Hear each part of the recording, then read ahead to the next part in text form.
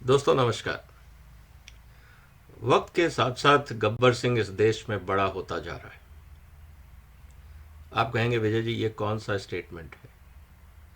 Fact ये है कि इस देश में जब जीएसटी लागू हुआ था तो कांग्रेस के जो लीडर थे उस समय राहुल गांधी, उन्होंने ये कहा था GST is a Gabbar Singh tax.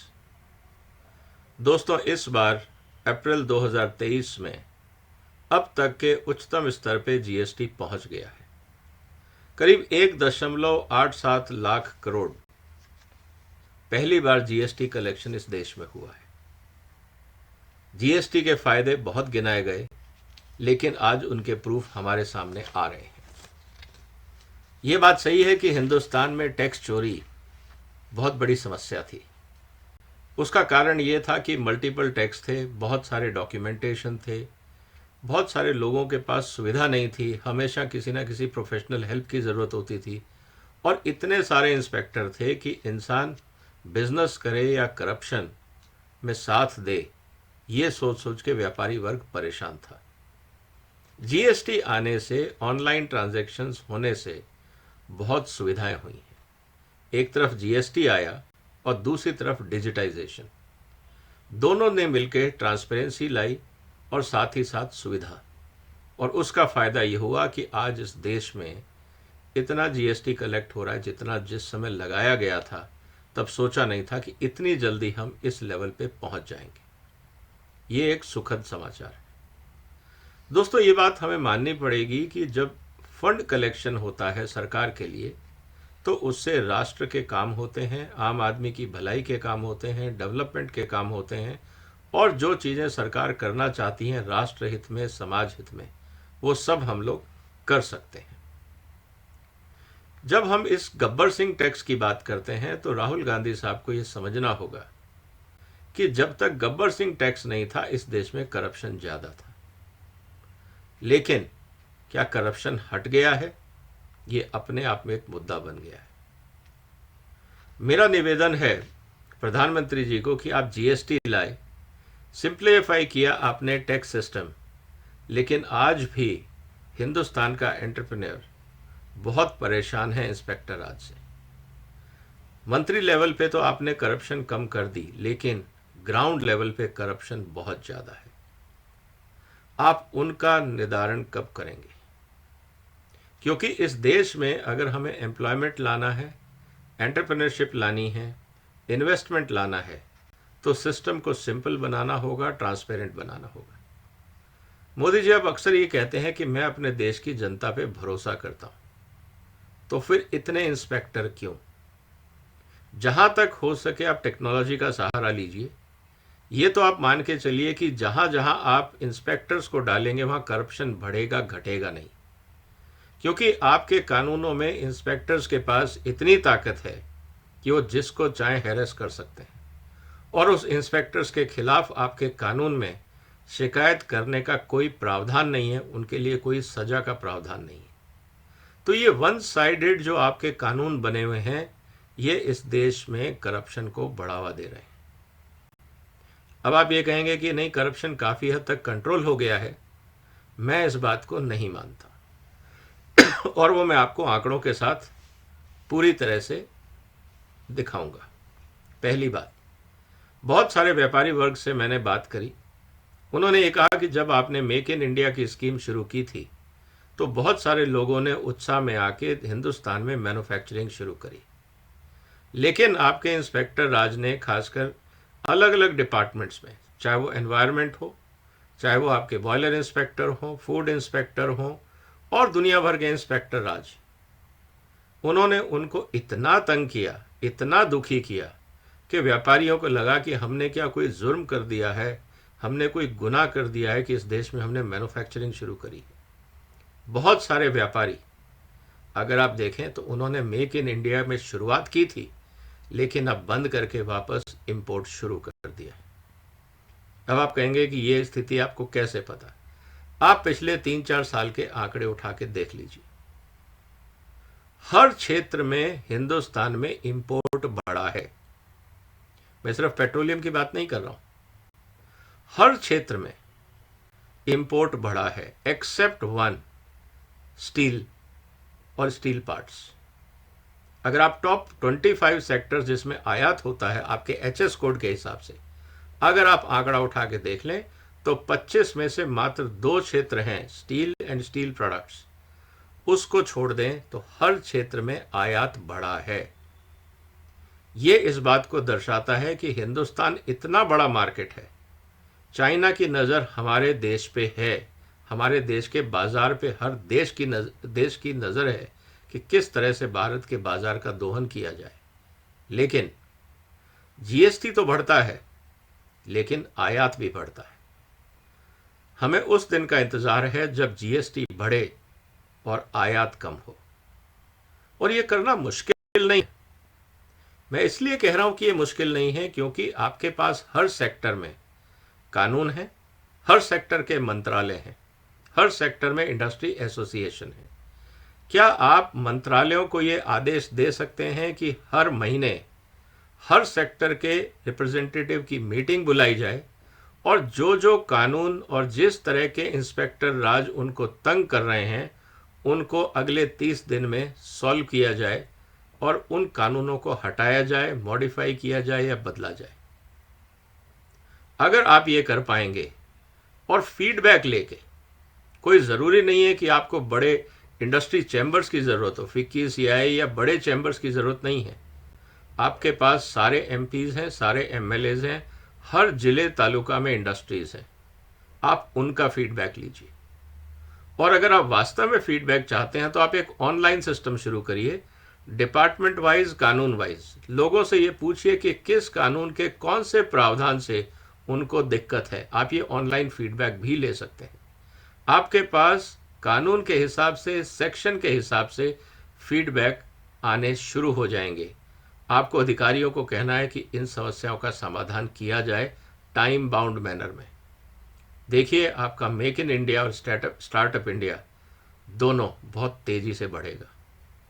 इस देश में इन्वेस्टमेंट आएगा, इस देश में रोज़गार बढ़ेगा और इस देश के जो व्यापारी वर्ग हैं वो क्वालिटी और परफॉर्मेंस पे फोकस करेंगे, ना कि आपके इंस्पेक्टर्स को मैनेज करने में। आज छोटे व्यापारी की सबसे बड़ी समस्या यही है कि वो इंस्पेक्टर राज से परेशान है, और इंस्पेक्टर्स को और ब्यूरोक्रेसी को शायद इंस्पेक्टर राज पसंद आता है क्योंकि इससे वो अपनी पावर दिखा सकते हैं। आप पावर दिखा के काम को रोक सकते हैं, लेकिन काम को रोकने से देश नहीं बढ़ेगा। देश तब बढ़ेगा जब इस तरह की पावर्स को हटाया जाए ताकि कोई काम को रोक ना सके। अब आप ये कहेंगे कि जो लोग कानून तोड़ेंगे उनका क्या? आपको वहाँ इन्वेस्टिगेशन की ज़रूरत है। एक सिंपल है, आप हर कंपनी को बोलिए कि आप कंसर्न डिपार्टमेंट के साथ एक एमओयू साइन करें और उसमें डूज एंड डोंट्स लिखा हो, जिसे हम ये कहते हैं ना, कोड ऑफ कंडक्ट, कि आप क्या क्या करेंगे और क्या क्या नहीं करेंगे। एक पेज पे आप डूज एंड डोंट्स लिख दीजिए, और अगर आपने इसका वायलेशन किया तो आपकी हम फैक्ट्री बंद कर देंगे 2 महीने के लिए। सिंपल इतना लिखिए। कोई ज़रूरत नहीं है आपको रोज़ इंस्पेक्टर्स भेजने की, आपको कोई ज़रूरत नहीं है रोज़ जाके उनको तंग करने की। अगर उनको पता होगा कि अगर पकड़े गए तो 2 महीने के लिए फैक्ट्री की बिजली पानी काट दी जाएगी, कोई आदमी बेईमानी नहीं करेगा, कोई आदमी कानून नहीं तोड़ेगा। प्रॉब्लम यह है कि जो गलत मैन्युफैक्चरर्स हैं, जो 2 नंबर का काम करते हैं, जो मिलावट का काम करते हैं, उनको पता है कि हम लाख रुपए कमाएंगे और 10,000 रुपये इंस्पेक्टर को देना है, हमारा काम भी चलता रहेगा, इंस्पेक्टर का भी काम चलता रहेगा। इसीलिए इस देश में मिलावटी माल मिलता है, खराब दवाइयाँ मिलती हैं, खराब पेस्टिसाइड मिलते हैं, खराब बीज मिलते हैं, खराब सारे प्रोडक्ट मिलते हैं, जाली बीआईएस के लेबलिंग से, और दुनिया भर के बाकी गलत काम। ये सारे वो डिपार्टमेंट हैं जहाँ सब जगह इंस्पेक्टर है। इंस्पेक्टर होने के बाद भी अगर आपके देश में क्वालिटी नहीं बन पा रही, इसका मतलब आपका इंस्पेक्टर राज डिफेक्टिव है, इनइफेक्टिव है। इसको हटाइए, इसको बदलिए। तो जीएसटी की जो आज आपने बात कही कि हिंदुस्तान में हमने सबसे ज़्यादा जीएसटी कलेक्ट किया अप्रैल के महीने में, बिल्कुल अच्छी बात है और होना चाहिए, और अब ये आगे भी बढ़ेगा और बढ़ना भी चाहिए। हम आपके साथ हैं, लेकिन कृपया करके हिंदुस्तान के मैन्युफैक्चरर्स को इंस्पेक्टर राज से बचाइए। वो वास्तव में इस देश के हित में रिफॉर्म होगा। दोस्तों, आपकी तरफ से मेरा ये निवेदन था भारत के प्रधानमंत्री और कंसर्न मिनिस्टर्स को। एक बात मैं और कहना चाहूँगा, 2-3 आंकड़े जिसको हमें देखना पड़ेगा, जो सबसे इंपॉर्टेंट बात है। अक्सर हम इस विदेश में कहते हैं कि जब ग्रहण लगता है तो चीज़ें रुक जाती हैं या उस दिन काम नहीं होता। आपको पता है कि हिंदुस्तान में अप्रैल के महीने में सबसे ज़्यादा किस दिन कलेक्शन हुआ? वो था 20 अप्रैल 2023। उस दिन भारत सरकार को 68,228 करोड़, मतलब 68,228 करोड़ का जीएसटी कलेक्शन हुआ और टोटल 9.8 लाख ट्रांजैक्शंस हुई थी इस देश में। और 20 अप्रैल 2023 का दिन सूर्य ग्रहण का दिन था।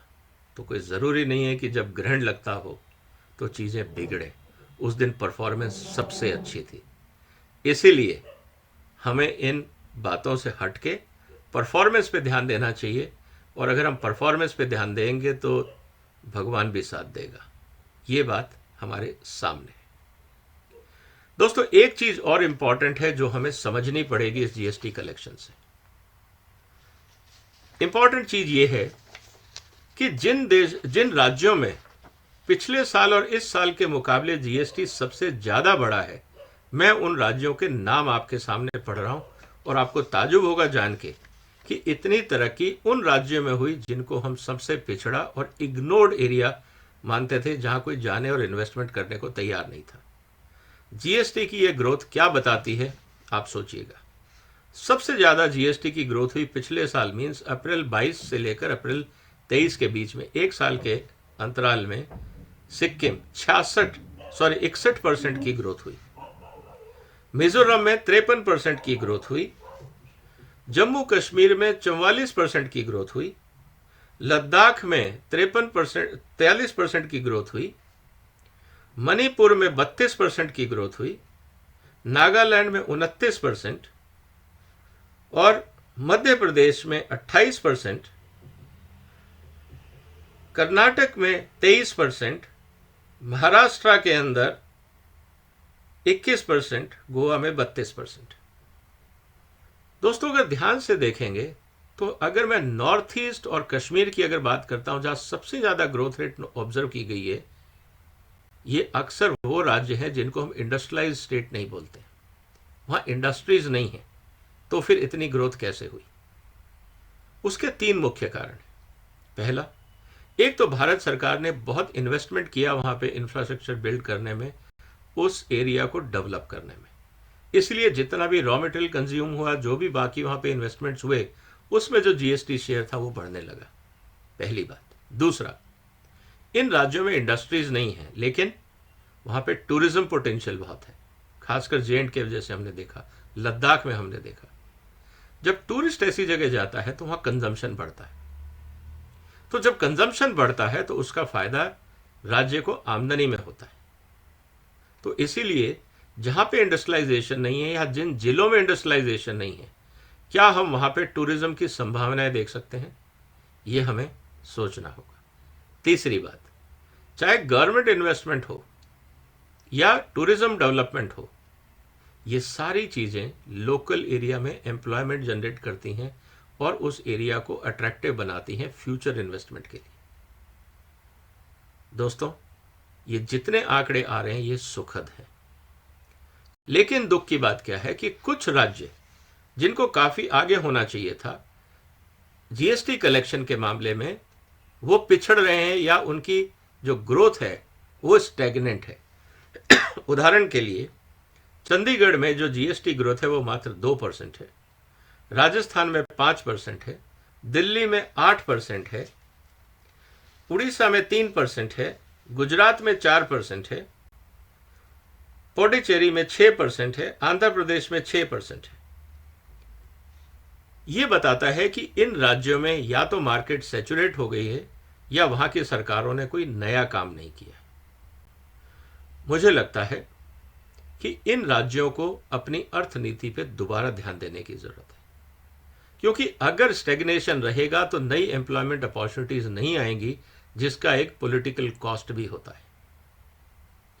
तो मेरा निवेदन है इन सब राज्य सरकारों के मुख्यमंत्रियों से कि आप जीएसटी के जो आंकड़े आते हैं, अगर वो एक्सपेक्टेड हिसाब से नहीं बढ़ रहे हैं तो आपको स्टडी करना चाहिए कि किन क्षेत्रों में डाउनफॉल हो रहा है, क्यों हो रहा है, और उनमें रिवाइवल की क्या ज़रूरत है।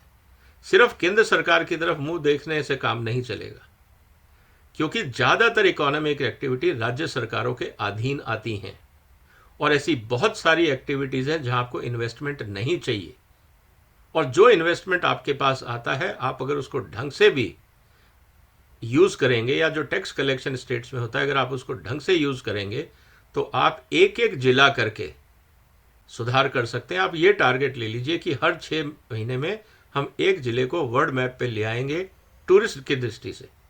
आपका रेवेन्यू बढ़ने लगेगा, वहाँ लोकल एम्प्लॉयमेंट बढ़ने लगेगा। कोई ज़रूरी नहीं है कि आपको हर एक को सॉफ्टवेयर की कंपनी चाहिए, या आपको माइक्रोचिप्स चाहिए, या आपको कोई हाई एंड इन्वेस्टमेंट चाहिए। कोई ज़रूरी नहीं है। आपको ऐसी इंडस्ट्रीज़ की ज़रूरत है जहाँ पे कैपिटल इन्वेस्टमेंट कम हो और एम्प्लॉयमेंट पोटेंशियल ज़्यादा हो, और ऐसा हर राज्य और हर जिले में पॉसिबल है। सिर्फ सोच बदलने की ज़रूरत है। दोस्तों, आपको क्या लगता है कि दुनिया की सबसे बड़ी आबादी वाला देश आज दुनिया का सबसे बड़ा बाजार बन गया है, फिर हमारे बहुत सारे राज्य क्यों ग्रोथ नहीं दिखा पा रहे? क्या कारण है? आप अपने विचार कमेंट्स बॉक्स में लिखिए। मुझे लगता है कि आप जिस क्षेत्र में रहते हैं, अगर वहाँ अपने सजेशन देंगे और उसको आप इस वीडियो के माध्यम से अगर आप अपने राज्य में या बाकी अधिकारियों तक सर्कुलेट करेंगे, इस वीडियो को शेयर करेंगे, तो मुझे लगता है कि हम मिलके एक सुधार की शुरुआत कर सकते हैं, एक इकोनॉमिक प्रॉस्पेरिटी की शुरुआत कर सकते हैं, उसमें एक बूस्टर का भी काम कर सकते हैं। मेरा निवेदन है, कमेंट जरूर करिए, सुझाव दीजिए कि आपके क्षेत्र में किस तरह की इकोनॉमिक एक्टिविटी हो सकती है जिसमें राज्य का भी भला हो, टैक्स कलेक्शन भी हो और एम्प्लॉयमेंट पोटेंशियल भी हो। ये हम सब के लिए ज़रूरी है, क्योंकि कलेक्टिव नॉलेज से ही देश आगे बढ़ पाएगा। सिर्फ मंत्रालय के अंदर फाइल में डेवलपमेंट प्लान जो बनता है अक्सर ज़मीनी हकीकत से हट के होता है। हमें उसमें ज़मीनी हकीकत का रोल डालना होगा, और वो हम कर सकते हैं सोशल मीडिया के माध्यम से। कमेंट्स में मैं आपके कमेंट्स का इंतज़ार करूंगा, और उम्मीद है कि अच्छे सुझाव आपकी तरफ से आएंगे। आपने वक्त निकाला, उसके लिए धन्यवाद। इस चैनल को शेयर करिए, सब्सक्राइब करिए, और देश निर्माण में हम सब मिलके अपना योगदान दें। फिलहाल वंदे मातरम।